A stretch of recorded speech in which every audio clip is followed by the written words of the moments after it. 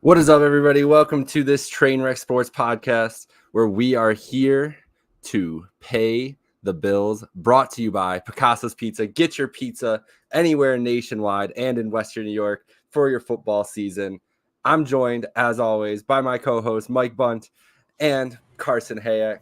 Boys, how are we doing this week tonight as we are now 5 days away from the Bills season opener, Mike? I can't believe we're here. I'm ecstatic right now. I'm pumped. It's finally football season. We got week 1 of college underway. Now it's time for the Bills to kick off their season. Best time of the year. For sure. I mean, I'm amped. We waited, 200 days for this? Another loss to the Chiefs back in January. I mean, you only get so many runs at this, and I can't wait. Bills get a dream opponent, in my opinion, for all the change that's happened in the offseason against the Cardinals here. And let's go. I'm fired up. I'm fired up too, man. Dream opponent because for me, we need a win over them after Hail Murray. Like I've been waiting for this 4 years later. That was one of the worst moments of my Bills fandom was that game. I can't tell you how angry my brother. I was living in an apartment in Fredonia, New York with my brother and one of my best friends. And we've never been as collectively angry as a group as that game. So this is a revenge game for me, guys, personally. So I have a lot of stock in this home opener, but we got a lot to get into. We're going to pick the schedule. We're going to preview the Cardinals a little bit, but we're changing it up on you all because obviously it's not a Buffalo Bills season about to start without some Stephon Diggs talk. We'll put it to rest. He had an interesting article that came out today, Mike. He had an interesting article that came out today with GQ. Had some interesting quotes in there, including let me get up the quote that we posted on Pay the Bills here earlier today.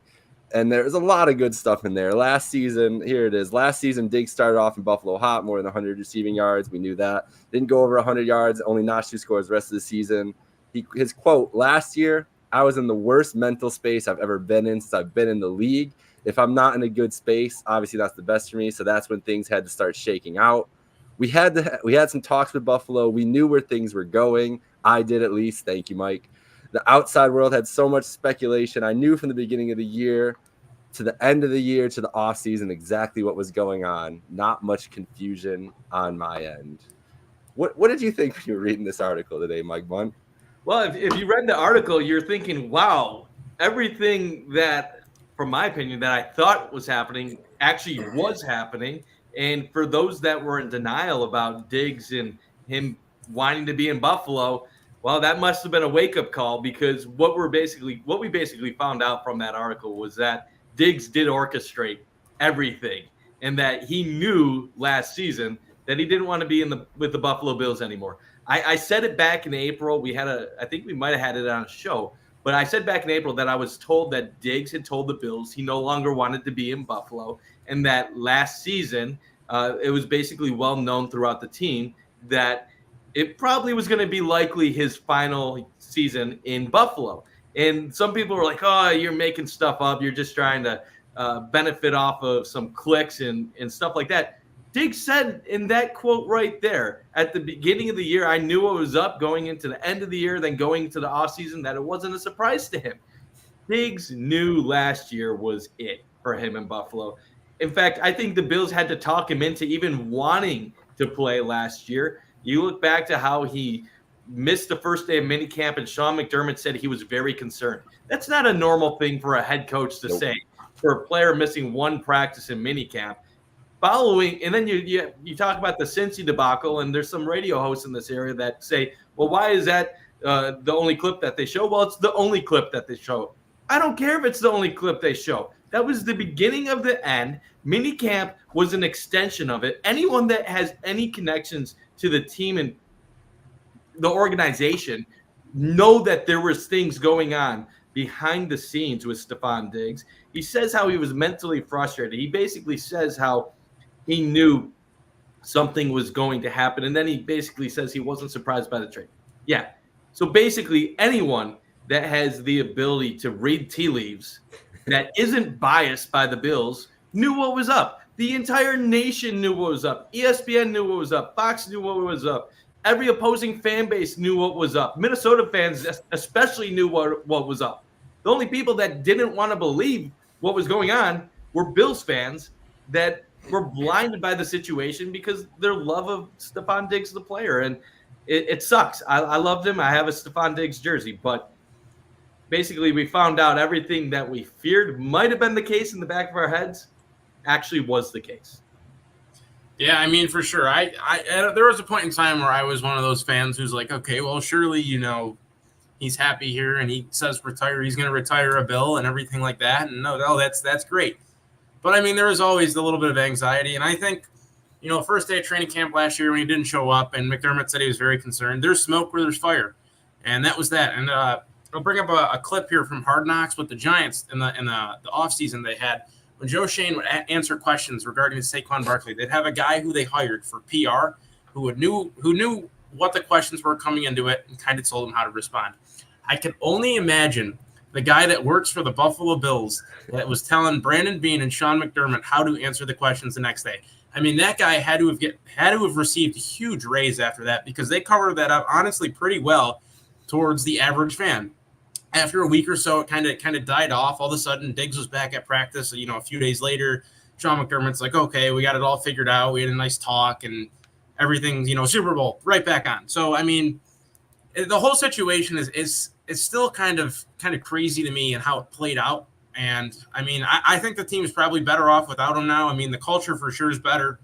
But it's hard to lose a receiver. He's a great receiver. Don't get me wrong. It'll be kind of hard to replace that production. But I think we do have the guys here to cumulatively as a group replace that. And I think this team is going to be fine at the wide receiver position this year. It's Diggs drama. Nothing quite like it. Yeah, and one thing to wrap it up on my end before I toss it back to you guys is really it shows how good the Bills PR team is that they basically convince fans that this big fire issue was a non-issue and a non-starter for most fans.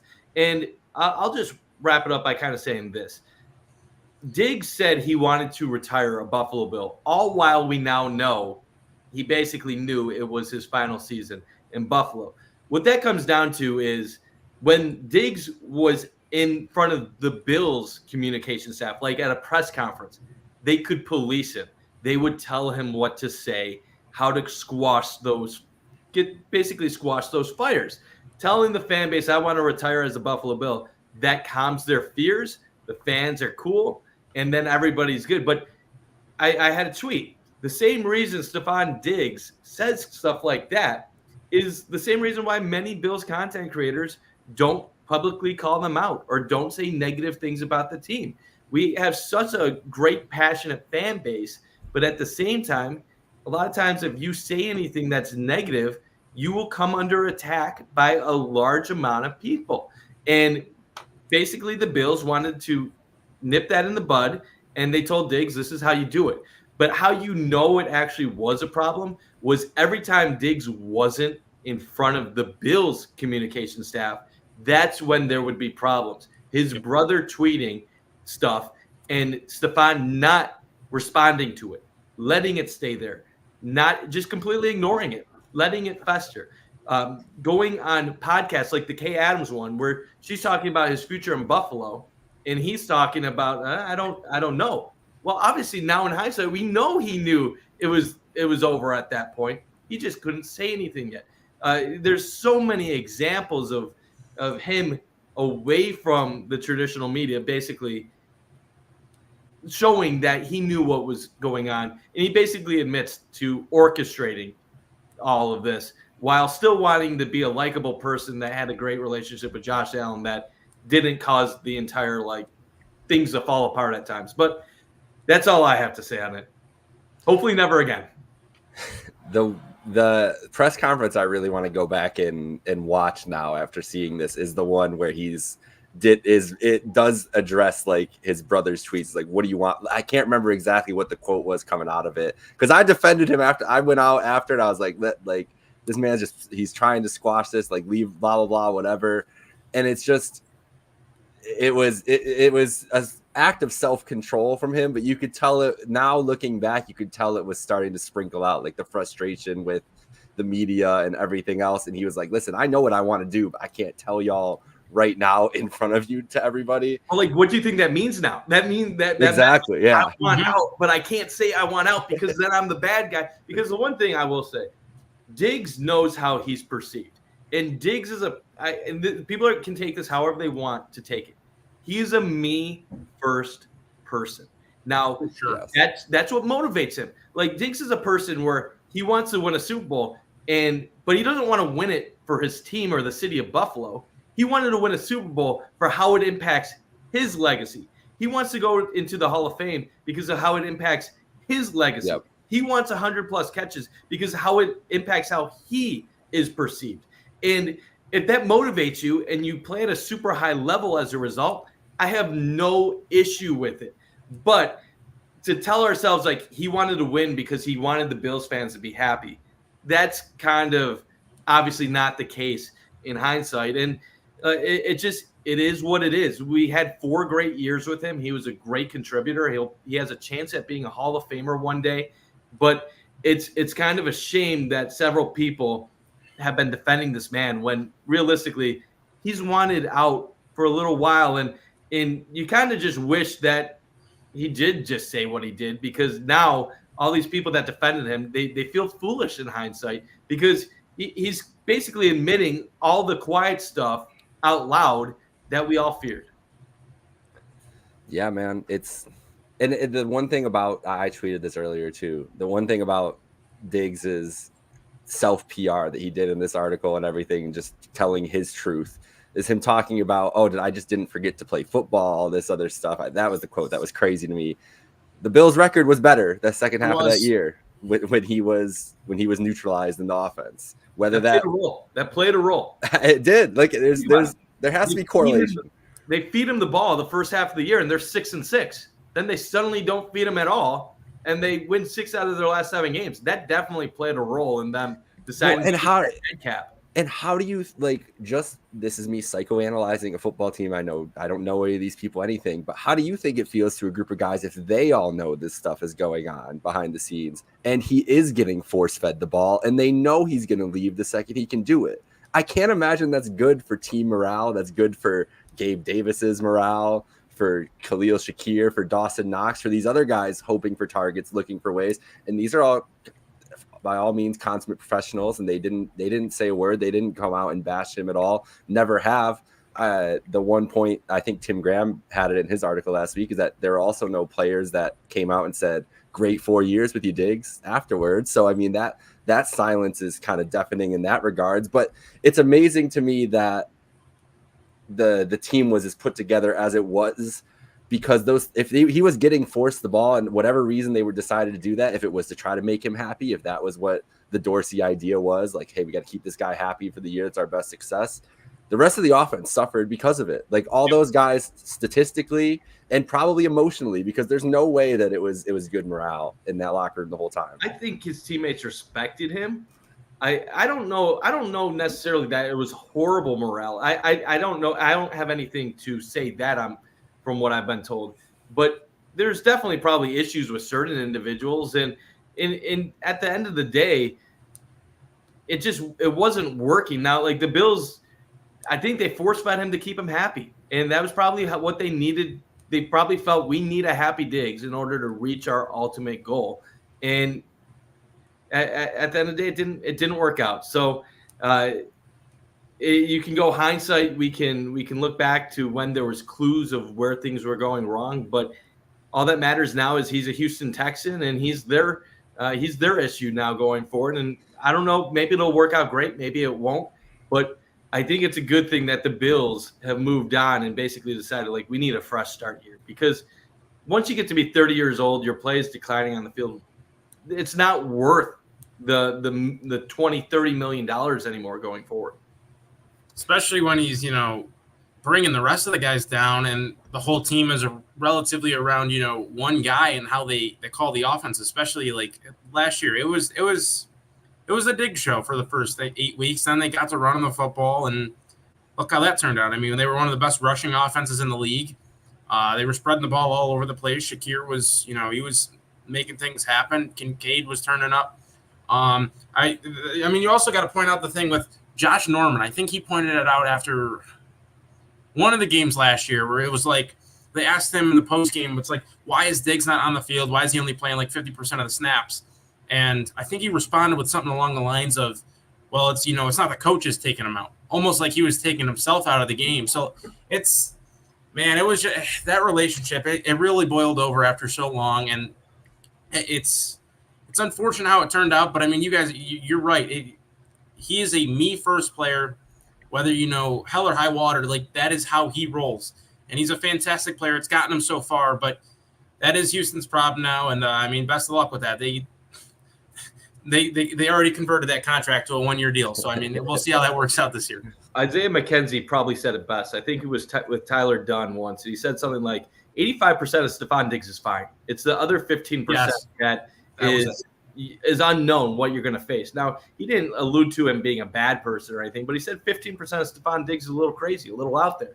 And I think in the beginning of a relationship, you can put up with 15% crazy. But as you're with someone longer and longer and longer, that 15% starts to wear on you, and then you start getting annoyed with it, and then that's how relationships fall apart. I think when the Bills were winning and we were thinking they were in a Super Bowl window, the 15% totally tolerate it. You're bringing more good than you're doing bad. But once you start speaking out, once you start becoming an issue behind the scenes, you're not going to mini camp practices, your coach is concerned, and you're basically letting things boil over on social media. Then you're saying you're in the worst head place of your career.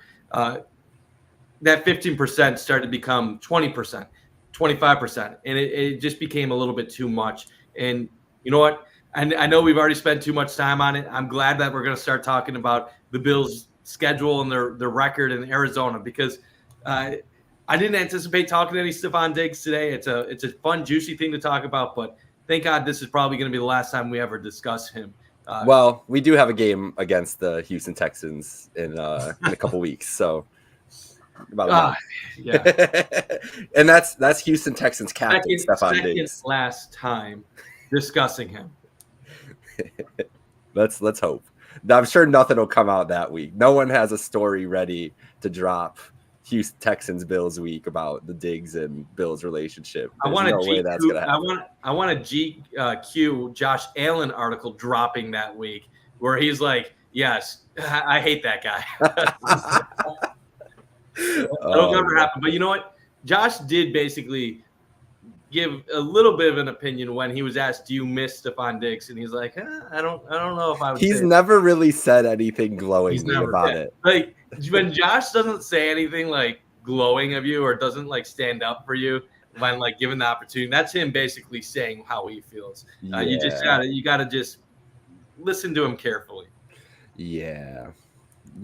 Well, like I said, we'll get back to it Texans week. I'm sure something's coming through down the pipeline. I'm sure someone's got something ready. But let's get to it. Let's get to our predictions here. I've got a spreadsheet ready to roll, guys, for our picks. We are going to start with week 1, which I guess will kind of go into our preview. So the way we're going to do this, we got 3 people here. Majority rules. Whatever we decide the outcome will be, we'll go with it. Maybe they end up 17-0 because of that. I don't know. But I will start with you, Mike. You get the honors to start off here. We'll switch around to start, so it's not putting pressure on everybody here. What do you think is going to happen Sunday? Bills win? Yeah, I mean, I hope so. If they lose to the Cardinals, that doesn't make me feel confident about the rest of the schedule with everybody they face this year. I think they win. I think they're going to win pretty comfortably. The line being 6 is enough to like caution me a little bit, because I know earlier in the offseason, a lot of Bills fans thought that line might be 9 or 10. I picked 7 for my line, around 7.5. I think it opened around 7. Now it's down to 6. Everybody has been talking about, the Bills are going to run the ball more. This new receiving group, it's going to take them time to figure things out. I don't like this Cardinals defense a ton, and I think the Bills are going to just throw the ball all over them on Sunday. Josh said early in training camp that he felt like he already had a high level of chemistry with the new receiving core that he had. Obviously, Dalton Kincaid is back. Dawson Knox is healthy. You have James Cook in the backfield. This is going to sound really, really, really, really crazy, but I'm just going to say it because I'm going to open my mouth. I think Josh throws for like 350 on Sunday. Ooh. and 4 touchdowns. This is a game I'm thinking the Bills are winning 35-24. Everybody's going to say, could Arizona be a little bit scary with Kyler Murray? Maybe. I mean, it's not a game I'll lock in as the Bills 100% win. Cardinals can give them some trouble with Murray at quarterback, and obviously the new weapons they have at receiver with Marvin Harrison Jr. But yeah, I have the Bills winning 35-24. Bond, this will be a rare time that I disagree with you. Defensively, last year the Cardinals terrible, 31st, in points per game. They allowed almost 27 points a game. That was awful. However, the one spot that they did well, it was in the pass defense. They had the number 2 ranked pass defense according to yards. In the run game, though, they were number 32. They were the worst team in the league in the run game. The Bills, great run game last season, especially in those last 8 games like we were talking about. I think the Bills come out. They're going to throw the ball a bit. I think they're going to throw it a bit, but I also think when they're going to run the ball, they're going to have a ton of success. I think this is a game where defensively Buffalo has a pretty solid day, especially the Arizona offensive line is not great. I mean, Paris Johnson, he's a question mark, second-year offensive lineman out of Ohio State. But besides that, like Evan Brown's their left guard. I mean, he's okay at best. For Holtz, their guard, their center, and then Jonah Williams, who was basically kind of pushed out of Cincinnati. He had a lot of hype coming in the draft a few years ago. Never really panned out. He's battled some injuries. He's not that great either. So, I mean, a defensive line like Buffalo's, I think we get after Kyler Murray. You got to contain him at the end of the day. They got a solid run game and James Conner, along with rookie Trey Benson. And the pass game can strike as well. Marvin Harrison Jr., no one knows actually how good he's going to be in the NFL. But you have to guard him. And Trey McBride, obviously, I think they're probably best threat, and he's underrated. So you have to contain their pass game. I think the Bills will live with Arizona running the football. But I'd love to see the Buffalo offense here air it out a little bit, but at the same time take advantage of an Arizona defense that is really, really awful against the run. I know they got a few guys like Bilal Nichols up front this year, but give me the Bills, 27-17. All right, we're all on the Bills. That's a win. I have 38-24, much like you, Mike, around the same score. We were basically on the same page. I think it's a high-scoring affair. But I think they'll be able to get some points. I think Marvin Harrison will have a nice rookie debut. I'm excited. I'm excited to see that connection. I wish it wasn't against the Bills week 1. But yeah, this team, I think the Bills much better than this Cardinals team. I do think the Cardinals are going to be frisky this year. I think they're going to get some sneaky wins. I think they're not going to be like bottom of the barrel team in the league, but we'll see what happens. So we're all on a win. I'll start off with the Dolphins game. And then we'll go to you, Carson, and then Mike. I got to win at Miami. I'm never picking them to lose against the Dolphins with Josh Allen. It's as simple as that. And I don't think I think the Dolphins. I went through and did my predictions for my whole all my schedule yesterday. I picked every single game for the year. Now that's obviously a fool's errand because who knows what's going to happen. But I went through and did it. Dolphins record. I'm just going to say missed the playoffs. Maybe didn't end up above 500. I got real questions about this defense with all the losses that they have. They're going to be able to score a lot of points, but I think a lot of teams are going to be able to key on that speed after seeing it from last year. And I have real questions about the defense. So anyways, I think the Bills are going to handle this game in Miami. What do you think, Carson? I mean, Thursday night football early and at night in the season for the Bills. Obviously, the fact that it's at night, huge benefit in that Miami Heat. We saw what happened a few years ago. That was a disaster. But Josh Allen's owned the Dolphins for only so long. I think this is a game that maybe Miami just pulls out. Give me the Dolphins with like a 28-24 type of win. So here I am, the dividing vote here, the one that's going to decide. You might have put win too quickly there, Jake. Oh, no. I'm going to be real.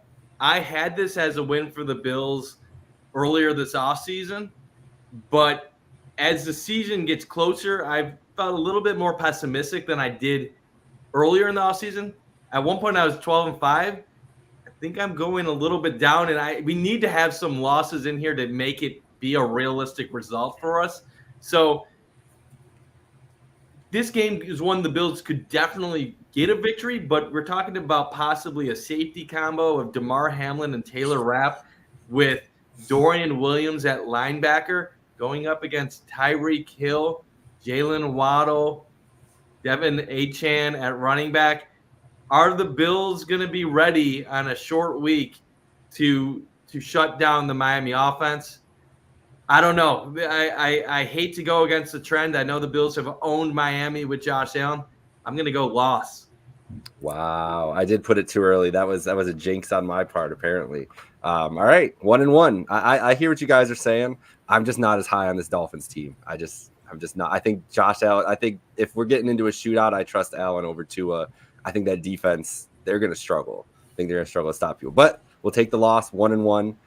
Jaguars. So wait, all right. So I started. Mike started. Now it's Carson starting, and then to you, Mike, and then I'll be the deciding vote here. Home game against the Jags. I mean, the Jags have always given us a fit. I don't know what it is about them. They're not even really that good. I'm not huge on Trevor Lawrence, but this time I think the Bills do get the best of them. Gabe Davis return game, revenge game, some would say, and when he's going to put up 3 catches for like 10 yards. Or 5 catches for 200. Nobody actually knows. So I think the Jags are going to be a decent team this year. Possibly could win the AFC South, but I think the Bills do get this one at home, 30-20. Yeah, I'm gonna side with Carson here. I know the Jaguars have given the Bills trouble in recent years, winning in London and then taking down Josh Allen in Jacksonville a few years back. But this is in Buffalo. I think the Bills are the better team. They're going to come out. They're going to get the victory on Monday Night Football. And I just want to get to a few comments quick before you go, yes. Jake. Path to Fame Gaming. Bills start 3-1. Definitely a possibility, but we'll see where we have them in our pick-em soon. And then Steve Noble, always want to get some attention to your comments. He's just wrapped up the Diggs comments with basically saying he's a narcissist. Grass is always greener. Is a huge narrative for those folks. No hate for him, and I wish him the best. I agree. At this point, just move on, let him do his thing, and focus on the Bills. But right now, we already got 2 wins, so this is a win for us. But how do you see it going, Jake? I got him. I got it as a win. I think the Jags. I think the Jags are going to be a decent team, a playoff contender, but I don't expect them to be a top-tier AFC team. I think this game at home, Monday night, live crowd, I think the Bills handle their business and avenge that loss last year. All right, so now we're going to Mike. I should have just done this right in order. I don't know why I did this the way I did. Mike, then me, then Carson. So now that I'm like I said, I don't know if I'm getting nervous now with like the season almost here. The anxiety that I didn't have in the offseason is now like coming up on me. Because when I see a stretch that's at Dolphins, Jaguars, at Ravens, at Texans, at Jets, I'm like nervous. Like we could have like a 2-3 start to the season. This is tough. This is a Sunday night football game on the road in Baltimore, going up against the team with the 1 seed in the AFC last year, went to the AFC Championship. If you would have asked me how I would have picked the Ravens versus Bills in the playoffs last year, if had the Bills won, I would have picked the Bills over the Ravens to get to the Super Bowl. But regular season games, Sunday night football, it's hard for me to pick the Bills in this one. I'm going to go Baltimore.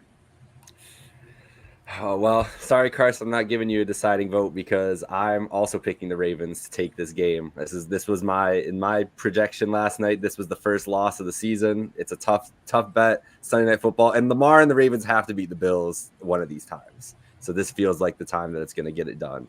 But what do you think is going to happen, Carson? Unless Trent Murphy comes back to stop the read option, I don't see the Bills beating the Ravens. I think the Ravens, they're always known to have a really, really strong start to the season. Bills, a lot of change. So, I mean, it'll take time for them to mesh. I do think the Ravens probably win this one, though, in a tight battle. So now we're staring at 2-2, Jake. Yeah. This is a big game against Stephon Diggs and the Texans, Week 5. I have a win here. I think they get it done. I'm. This game will be scary going into it for a lot of reasons. The Texans are going to be electric. They're going to have a good defense. I think the Bills will look forward to this game. I think they match the moment. I think they get a win here. I think that they're going to be able – this is the thing about this Bills team is they have played up and down to competition throughout Sean McDermott's tenure. So I don't feel like they're really going to get blown out in any of these games where we call them losses. They rarely get blown out. What was it? All 6 losses were single digits last year again.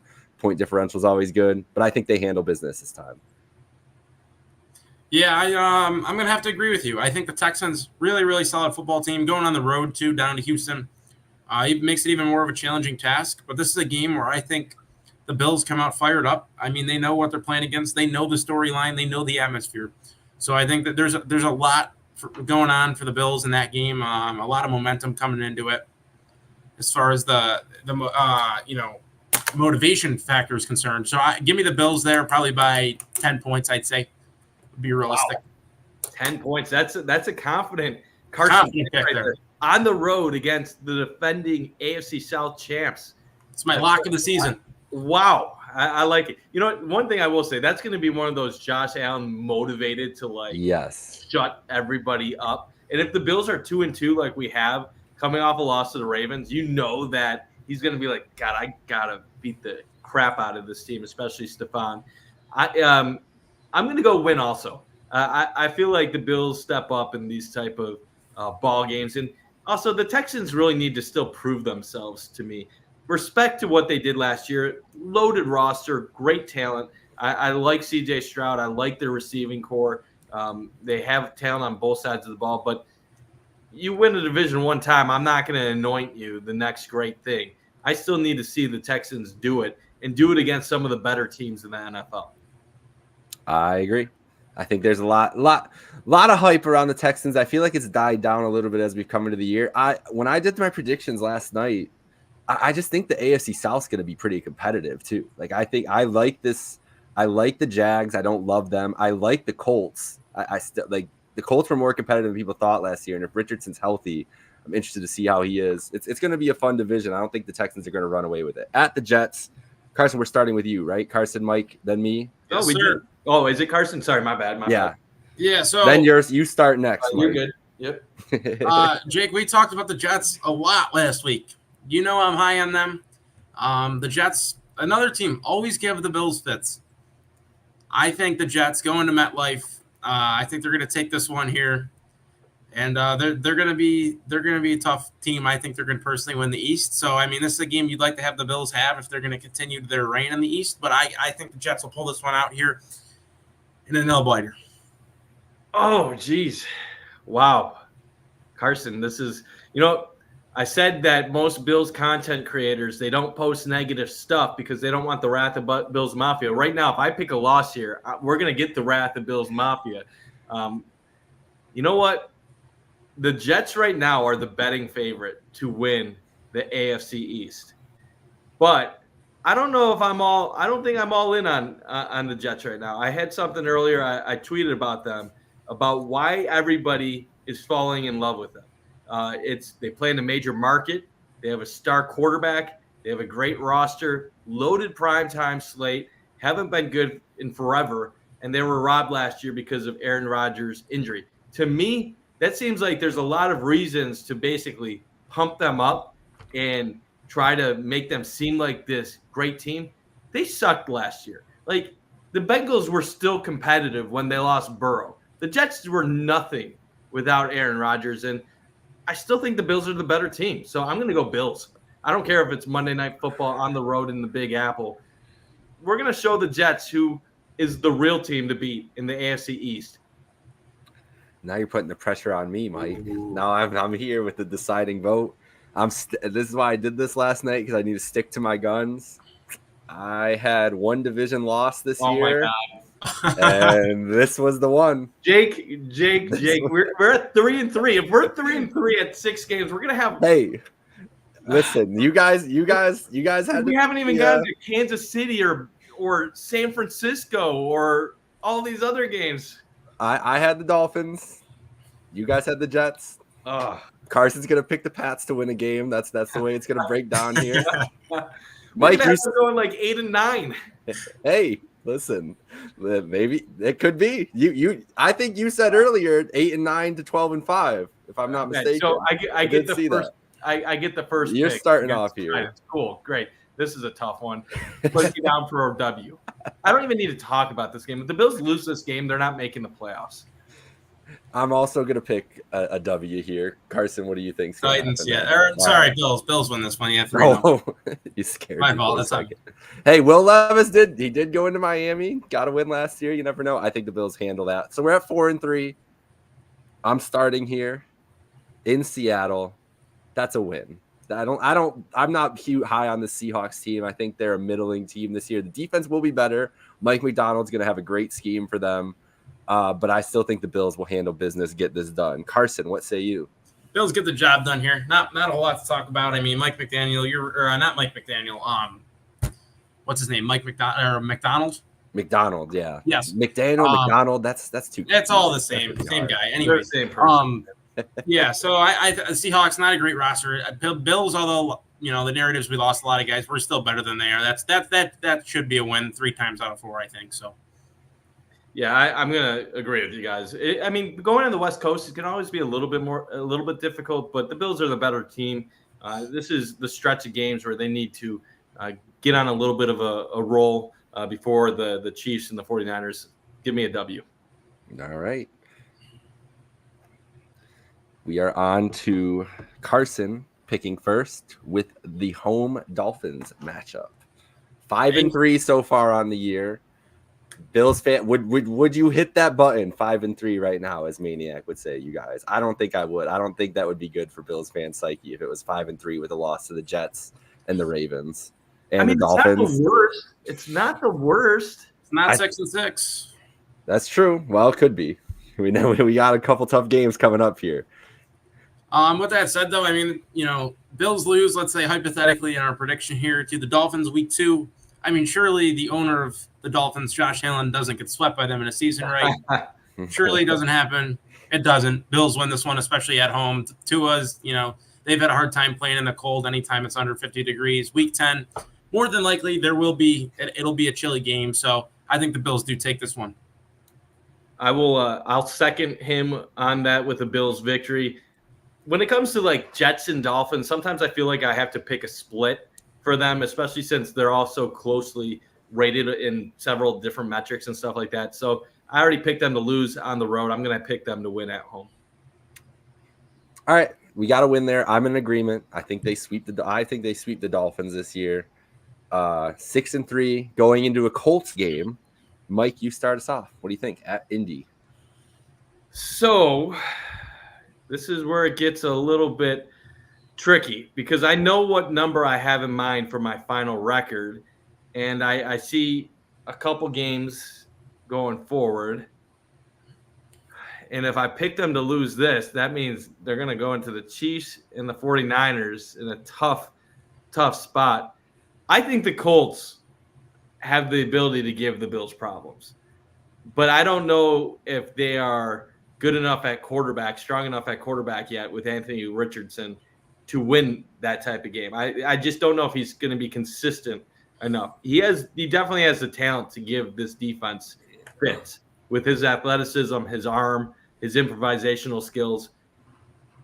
I'm going to go win, but if there was a game on the schedule that I think maybe people are overlooking that I think could maybe be a little bit more difficult than what people think, it'd be this Colts game. Carson, I'm going to put the pressure on you. This was the game. I picked this as a loss. I'm picking it as a loss. Everything you just said. I think there's a dumb game that the Bills lose every year, and this feels primed for it. Smack dab in between a Dolphins and a Chiefs matchup. I feel like this is where they slip up. The worst this year fall on their face. I'm higher on the Colts, I think, than most people. I like Shane Steichen. I like Anthony Richardson. I was impressed by them last year. I think they got a lot of talent on that team. I think this is a loss. That's what I've got it at. So, Carson, you're the tiebreaker here. We did a prediction way back in April, and I said there's, like you just said, there's always one game out of the year where the Bills supposed to come in, win the game, and they don't.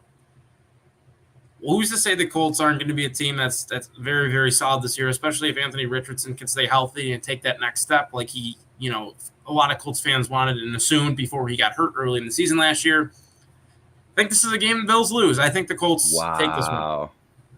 Wow. We got them at 6-4 with a loss to the Colts going into the Chiefs and Niners. Whew. All right, I'm starting. Guys, we might be at 6-6 again. I'm starting. Well, it's not going to be because of me, because they're beating the Chiefs at home, baby. That's a revenge game that is waiting to happen. They don't lose to the Chiefs in the regular season. They're not losing this time. I got a dub here against Kansas City in Buffalo. That'll be a big game. Man, if they're 6-4 going into that, whew, that'll be crazy. Carson, what say you? As badly as I want to say, this will be the yearly Bills regular season win. I don't think it's going to happen. I mean, the Chiefs really should have won, I think, by a little bit more in that playoff game. They're coming back pretty strong. Bills lose a lot of guys. I know we keep talking about that, but I just don't know if the Bills have it. Like the Chiefs have outcoached us pretty consistently. Andy Reid's just a better coach than Sean McDermott. The game's at home. The barn is going to be absolutely packed. But Mahomes has proven it doesn't matter. So I think the Chiefs are going to win this one in yet another narrow game. Oh boy, Mike. See, you know what the problem I'm facing right now is that my record through 10 games is 8-2, I think, right? I'm at 8-2. But yes. You guys have the Bills at 6-4. So I need to get losses to get to my record. But if I keep giving losses, we're going to have some crappy Bills record here. The Bills have owned Kansas City in the regular season, but that doesn't mean anything. That's part of the past. And I think the Chiefs are only starting to get a little bit more skill on their offense and figure things out. Losing Tyreek Hill, I feel like the Chiefs weren't supposed to be the Super Bowl champs the last 2 years, but yet they still found a way. The Chiefs are more consistent than the Bills. When it comes down to making the plays to win the big games, Kansas City executes, the Bills don't. And yes, the Bills have found a way in the regular season at Arrowhead, but I think Mahomes is going to get the better of Allen, and the Chiefs are going to win this game. Oh boy, we're going to have a scary record at this for my liking at least. Carson, you're starting here. Sunday Night Football. Home against the 49ers, off a bye, 6-5. Surely Bills fans will be completely normal and reasonable heading into this matchup. What do you have? Oh yeah, Bills Twitter's pissed. I mean, they're calling for Sean McDermott to get fired. Joe Brady sucks. Bobby Babbitt's got to go. It's all over. But I believe this is a Sunday Night Football game. Yep. So Brock Purdy and the Niners coming to town. Been high on this game too for a while. Should be a great game, but I don't see the Bills losing this one. I think the Bills take care of business. See, Mikey. I know where Jake is at right now because I feel like the way Jake's picking and how like people get to their final records, sometimes they pick against what they think because they have to get to a certain record. And I feel like Jake has this as a loss right now based on his prior picks. So this is a big one for me because I think San Francisco is the most talented team in the NFL. And that's what you can do when you have a quarterback you're only paying $1 million. You have the best running back in the league in Christian McCaffrey, who can do it all. You have Brandon Ayuk, Deebo Samuel at receiver, two incredible talents. You have George Kittle at tight end. You have a great offensive line that creates big holes for McCaffrey. Going up against the Bills defense that while McDermott can get more from less, it's tough to shut down in a dynamic offense. And then Brock Purdy's pretty damn good too for being a young quarterback. And San Fran also is good on the defensive side of the ball. I want to talk myself into the Bills winning this game, but I really can't. I got San Fran winning. Oh, that's why I picked the Colts game to be a win. I picked the Colts game to be a win because I knew I was going to pick 2 losses afterwards. Oh, no. What are we getting? And I knew you guys were going to pick the Colts as a loss. Now I'm like, this is tough. You know what's going to happen? We are going to have some insanely bad record in our prediction, but like our own personal predictions are going to be like 11-6. But somehow we're going to end up 8-9. That's what I was wondering. I was like, we're either going to end up like 7-10 or 14-3, and that's not what any of us actually think. You know what, though? We have opportunities to correct this down the stretch.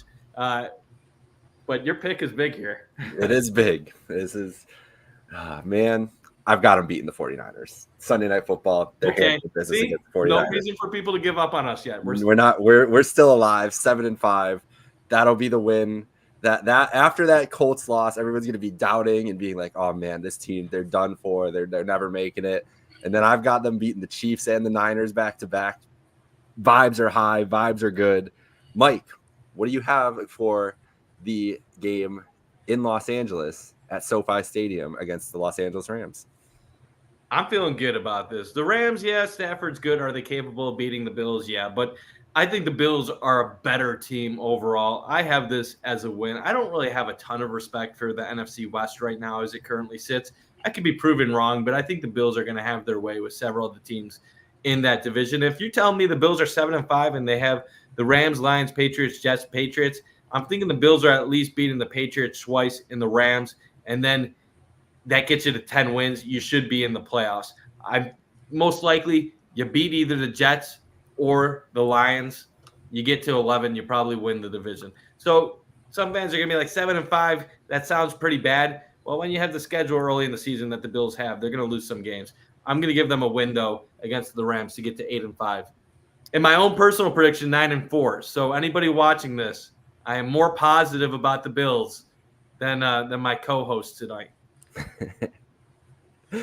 Yeah, I mean, the Rams, they're always going to – man, they're a tricky team because Sean McVay's always going to have that team competitive no matter their record. If they're coming into a game 3-10 or they're, 8-3, they're going to battle no matter the game. So I think Sean McVay, great coach. Their offense has plenty of weapons between Puka Nacua, Kyron Williams, Cooper Kupp. It's Matt Stafford. I think his prime's a little bit past. I think the Rams are going to be a team that's going to be battling until the end, but I don't think they're going to be, they're going to be hovering around the 8-9, 9-8 mark, trying to get that 7 seed in the NFC. Give me the Bills. This one isn't one to think about that much. All right, you guys carried this. I'm glad you both picked wins because I had that as a loss. I have that as a letdown. Dude, you are becoming like the big decider in this. Like I know you guys are. When you were saying you thought you had me locked in, I was like, I don't know, Mike. I don't know. Yeah, you're shocking me, man. I'm a much bigger believer in the Rams than you are, Carson. I think Stafford still got it. I think that they were impressive last year, and I think they're better than they were last year. They added last year was supposed to be the down year, and they ended up making the playoffs. So I have them losing to the Rams. Well, you got them winning, so that's all right. We're still good here. At the Lions, I also have them losing to the Lions. This is where the Bills season starts teetering in my predictions. Is back-to-back losses. We get the ultimate high of the roller coaster. Oh, we beat the 2 Super Bowl teams. And then the ultimate downturn of 2 road losses going into the 3 division games. I got them losing to the Lions. So, Carson, you and then Mike. First of all, you are the Nick Wright of Trainwreck Sports. Holy cow. Anyway, Lions, they're going to be a great team this year. There is a world where I think they step back. But, I mean, Jared Goff, what a year he had last year. Sam Laporta, he's going to take that next step. They got Amon-Ra St. Brown still, and they got a bunch of other guys. Like, that team is really, really talented. Dan Campbell, I think he's a phenomenal coach, and he's the perfect guy for Detroit. With that said, I mean, the Bills, if this hypothetical, prediction comes to, real life, the Bills know their back's going to be against the wall. Seems they played the best when their back is against the wall. And, I mean, I think this is a game that has potential for a shootout. Both these teams, the offense is just phenomenal. Ben Johnson calls a great game, which seems like every week over in Detroit. But I think the Bills just outmuster Detroit here, and they win this one in a much-needed win. Oh, no pressure, Mike. So I'm struggling because I think I picked this as a win when I did it with Carson earlier this offseason. We did the predictions together, right? That was after the schedule came out? Yeah. So at that time, I was 12-5. I definitely am not a 12-5 prediction anymore. I think I'm mostly in 10-7 to 11-6. And I know right now my picks aren't lining up with what I actually think they're going to be. That's why like going game by game is interesting because it rarely ever like actually goes with what you think they'll be. I think earlier I picked this as a win for the Bills. I think they're going to go out and play strong, but if I have them at 9-4 at this point, I need to pick them to lose either the Lions or the Jets game here. So,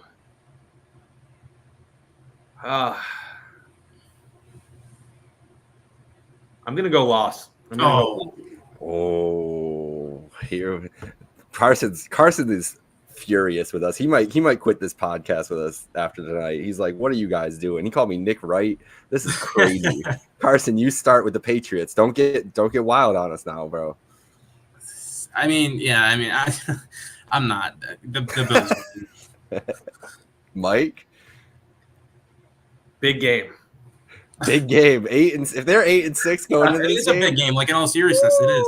If that's the case. You look back to the 2017 Buffalo Bills when they were 7-6, playing the Patriots in Week 15.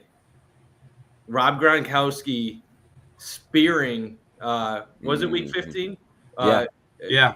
Rob Gronkowski spearing Tre'Davious White.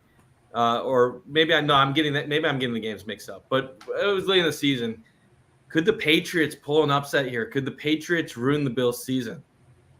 Could Drake May show why he is an electric third overall pick? I don't see any of that happening. The Bills are going to. And we are a full sweep on that one. They are going to smoke the Patriots, and that probably Drake May by that point in the season. You would hope, if you're a Patriots fan, at least, that you're seeing Drake May. So we're at 9-6. Mike, you're first, then me, then you, Carson, which probably won't have any pressure on you at all. Let's see. I'm glad I'm first here. I'm glad I'm first. You know what? This Jets team, what are they going to be playing for right now? Is this game for the division? Is this game? That's true. Is this game to make the playoffs at 9-6? Like, you got to figure the Jets are going to be right around that 9 to 10 win mark based on projections. This is in Buffalo, right? So Buffalo late in the season. Could be like a Sunday night game, maybe a flex. You never know. I can't pick against the Bills here. I really can't. Now, I know if I'm in the crowd, I'm having a heart attack watching this game, and I'm thinking it could go either way. But I'm going to trust the quarterback that has some legs in this game. If the weather is bad, is Rodgers going to sling it? Is he going to be mobile enough to make things happen? This is one of those games where I think Josh really is a huge advantage in the run game. For the Bills. So I'm going to go Bills to get us to 10-6 because I know at least one of you guys is picking the Bills. So we're going to 10-6 here. Well, I'm up next, and I'm picking a Bills win over the Jets. I said that I had them going 5-1 in the division. They're not losing at home to any of these teams. Got to win here. Carson, what do you think, though? I said it before. Jets give us a hard time, but the Bills are not going to get swept by the Jets this year. Knock on wood. I think it's unlikely that happens.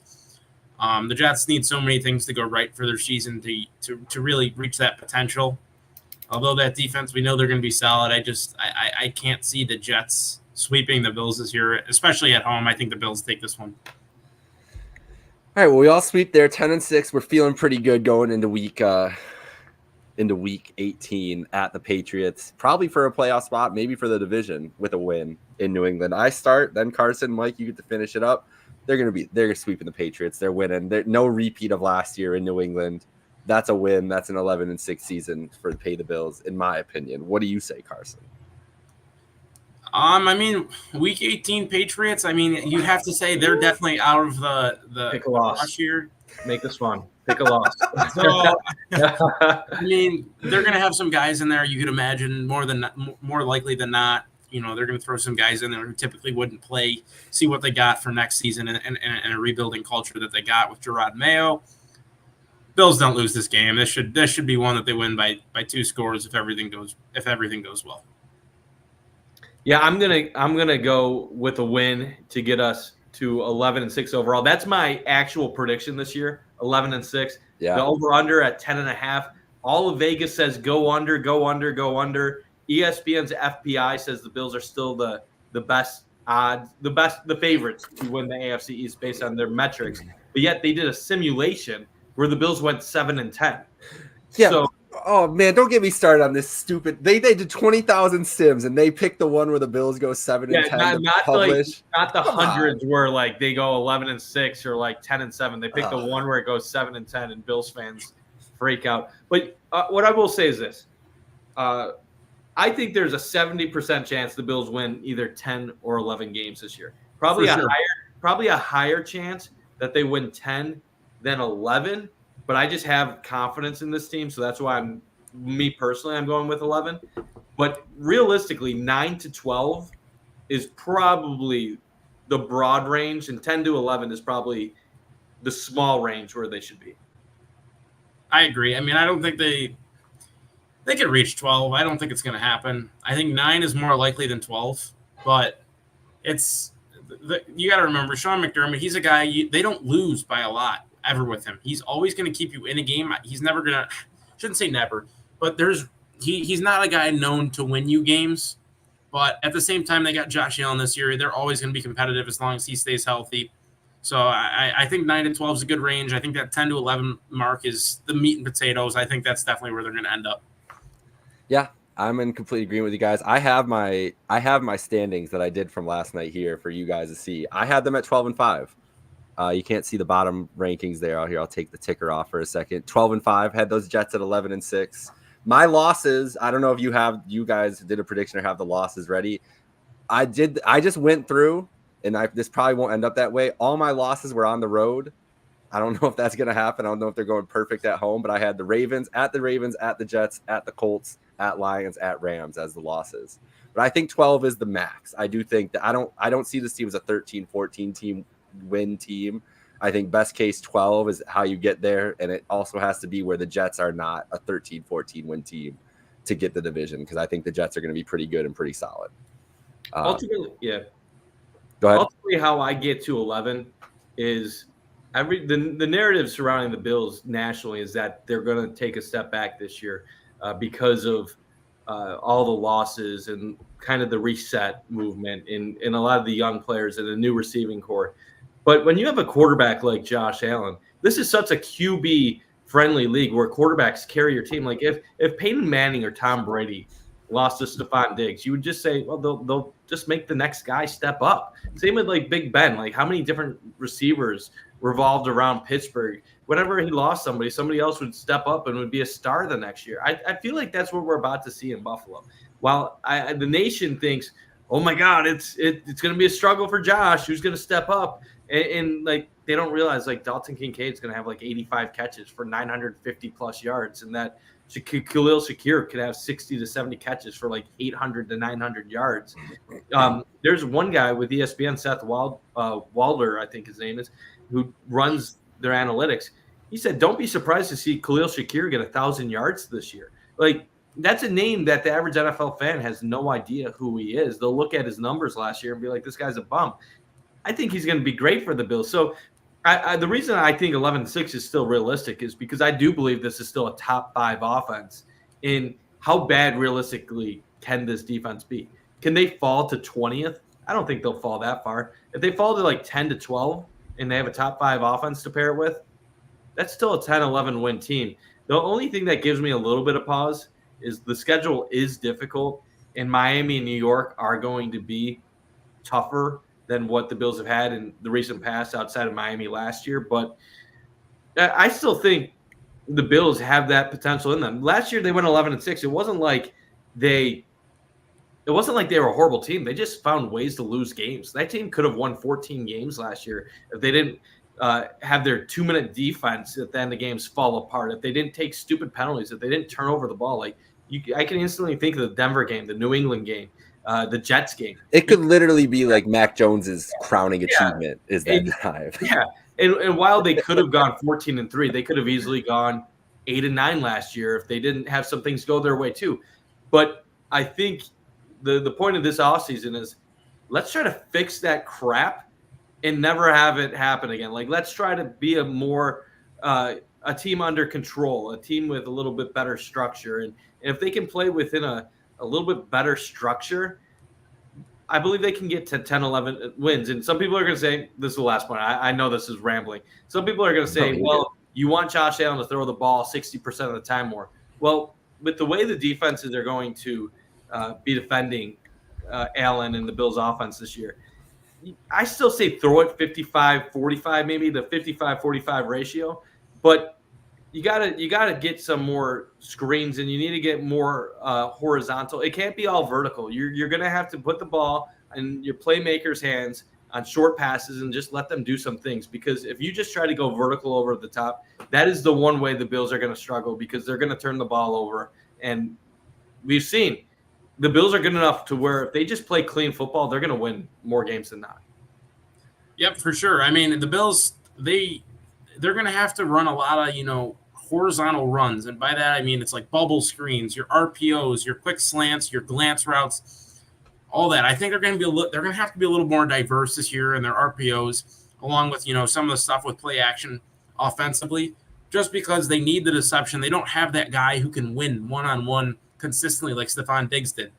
I mean, that was what whenever it was 4th down and 3, where's Diggs? You got to get him the football. The defense knew it, and they still couldn't stop it. So I think they're going to have to, scheme guys open.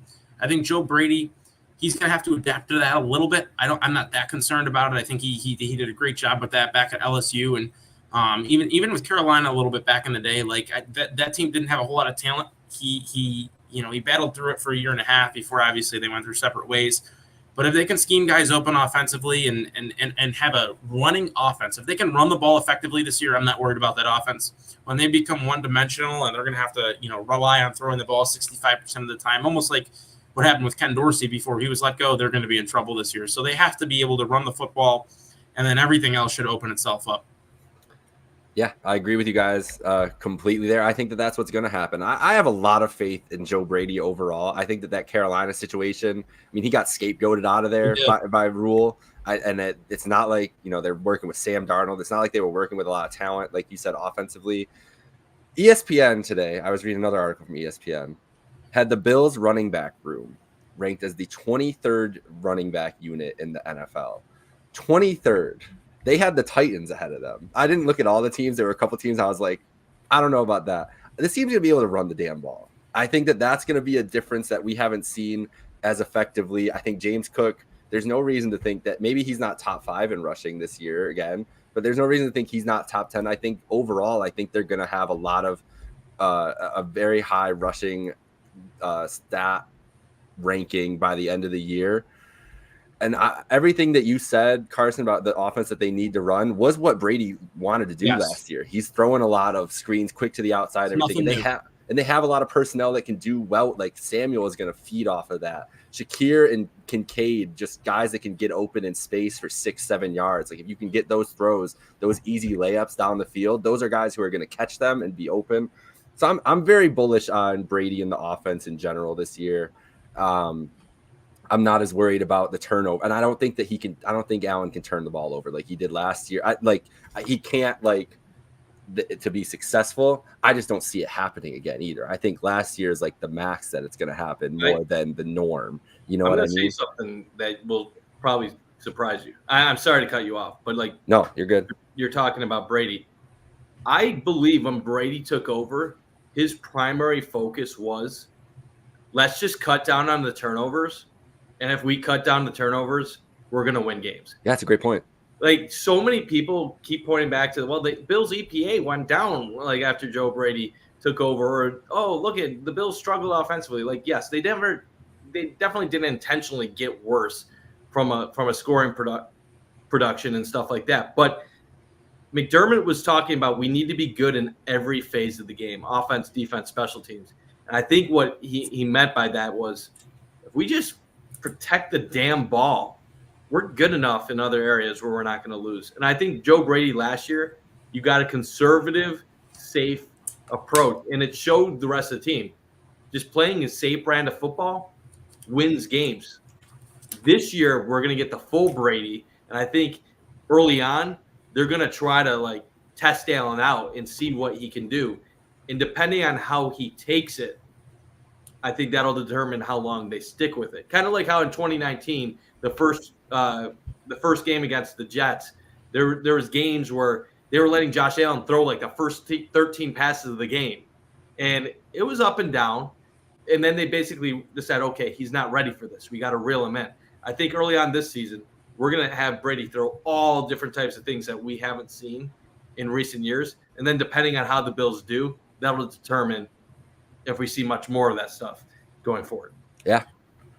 Right. Yeah. I mean, it's a difficult thing for Joe Brady to come in, as the offensive coordinator halfway through the year, especially like he can't install what he wants to install necessarily completely. They were running off of Ken Dorsey's playbook for the back half of the season, and now that he's got all of this time during the offseason and months and even a little bit of the last season to install his mentality, his scheme exactly, and what he wants to do and what he envisions for this offense, that is so important for an offensive coordinator and the guys on that offense, for them to understand, develop some chemistry, and really get the playbook down. So I think that's a part that a lot of people are overlooking, and I'm looking forward to seeing what the offense looks like this season.